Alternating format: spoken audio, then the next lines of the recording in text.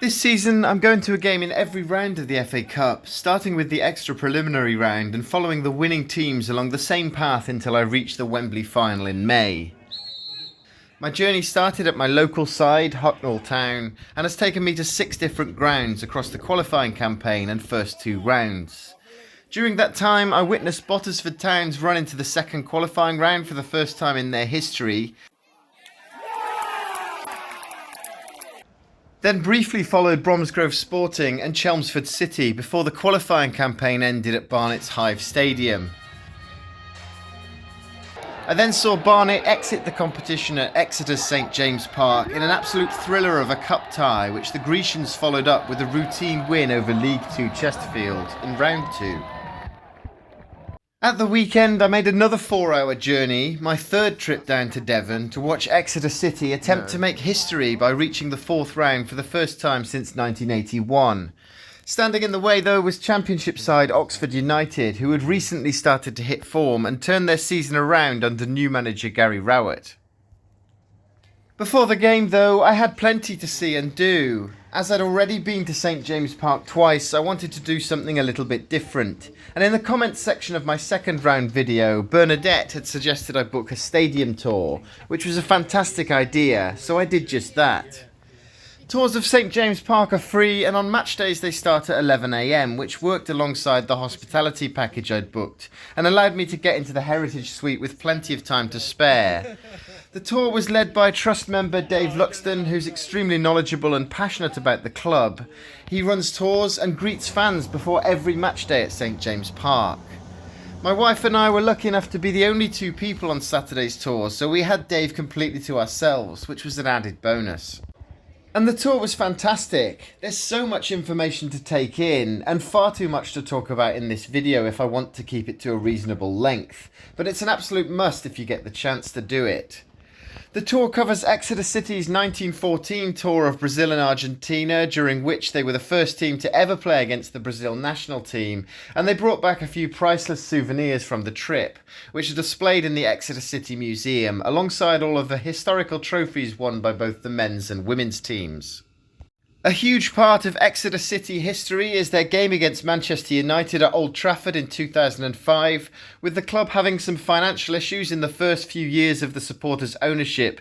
That game in the FA Cup hugely boosted their finances during their time of need. And not only that, City played out a famous draw against Sir Alex's team, so also had the benefits of a replay at St James Park, a game in which Sir Alex wasn't taking any chances, so brought most of his first team, including Cristiano Ronaldo. And that's an opportunity that's been taken away from the smaller clubs at the start of this season. But look at who Exeter were playing right before that famous trip to Manchester. After walking around the stadium, we got to sit in the dugouts, then had a look around both the home and away dressing rooms. Sometimes the away team don't allow you into their changing rooms ahead of the game, but the Oxford United coaching staff not only allowed us in, but were really friendly and happy to have a bit of a chat with us. There are so many things about the St James Park tour that I could cover. Thank you to Bernadette for the suggestion, and let me know in the comments if you want me to talk about the tour in a separate video. I'll be more than happy to do so if there's enough interest. I'd initially planned to go in the Big Bank for this game, but as it was my birthday weekend, my wife had bought tickets in the Heritage Lounge. So once Dave's brilliant stadium tour had finished, we went up there for some food. I've spoken about how good Exeter City's food is in previous videos, and I'm obsessed with food, so I simply have to mention the pork belly, which was delicious.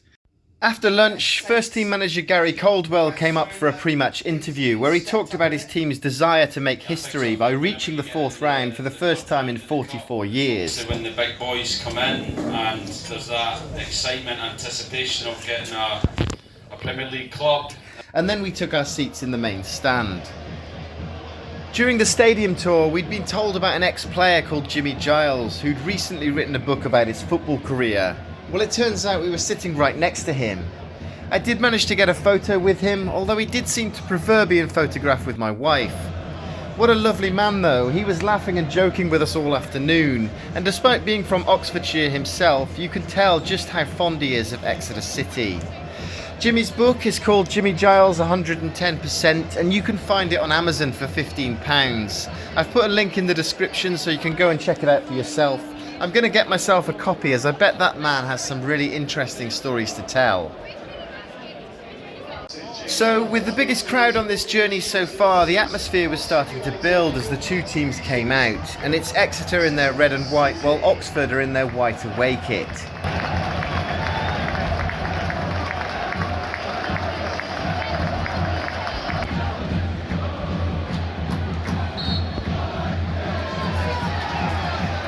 And Exeter made a sluggish start to the game. Joe Whitworth was called into action inside the first 30 seconds in a real signal of intent from the visitors. And with the away fans making a lot of noise, it only took Oxford United 14 minutes to go ahead through Matt Phillips, who finished off a devastating breakaway to make it 1-0. Finds Scarlett. Scarlett will look into the middle. There's Phillips! And Oxford have gone from defence to attack, and they take the lead on the 13-minute mark. This looked like it could be a long afternoon for the League One side.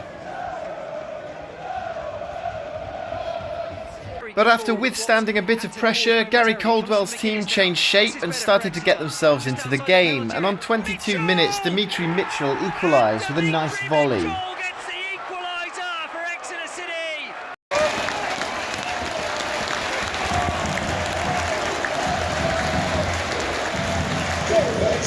And with Exeter sensing that they might be able to get a result, Mitchell put them ahead just before half-time with another fantastic finish.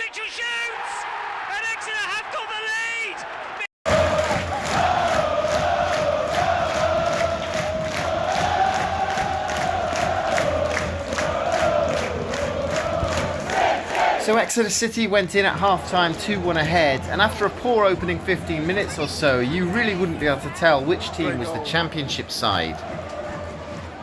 Early in the second half, with things not going their way, Oxford introduced new signing, Chelsea loanee Alex Matos. But before he had a chance to make any impact at all, Vincent Harper made it 3-1 with yet another fantastic finish, and Exeter were in total control. Needs a decent ball forward, finds Harper, edge of the penalty area, Harper on his left foot, shoots! Oh, what a goal!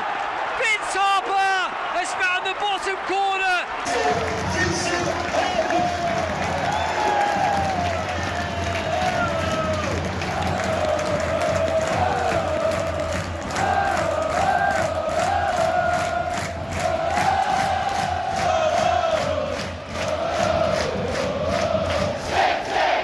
Oxford did have a few chances to get themselves back in the game in the final 20 minutes, but their task was made even more difficult in the 81st minute when substitute Tyler Goodrum was sent off for lashing out in retaliation to a foul by Jake Richards.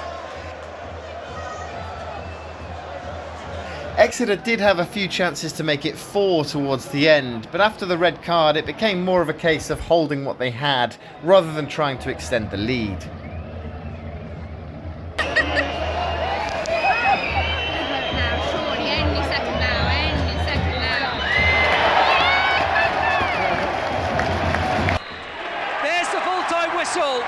There's an entire generation of Exeter City supporters who have never seen this. So the final score, Exeter City 3, Oxford United 1, and with that Exeter are in the fourth round draw for the first time since 1981.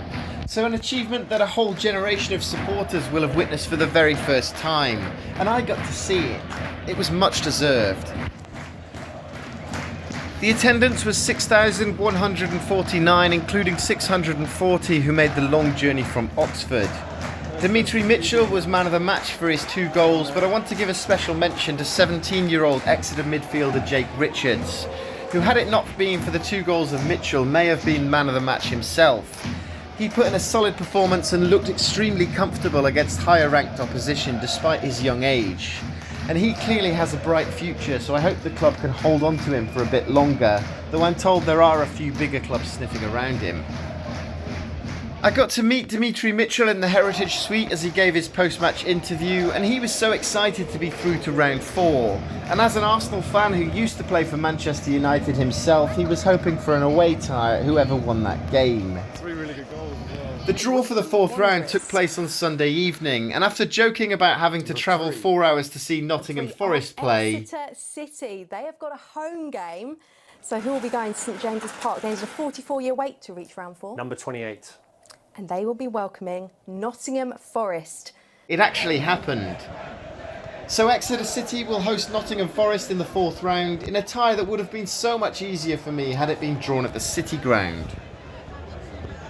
I have no problem with returning to Exeter though. I've had a brilliant experience at St James Park every time I've visited, and the club have treated me so well since the moment I got in touch with them about my challenge.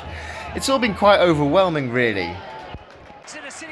Thanks once again to Exeter City for letting me use their pitchside footage in my video, and if you want to check out my interview with Craig and Scott from their media team, you can see it on screen at the end of this video. Please consider subscribing if you want to support my channel, and why not check out the other videos from my Road to Wembley series. I've put the link in the description. Thanks for watching, and I'll see you down at St James Park in a month's time.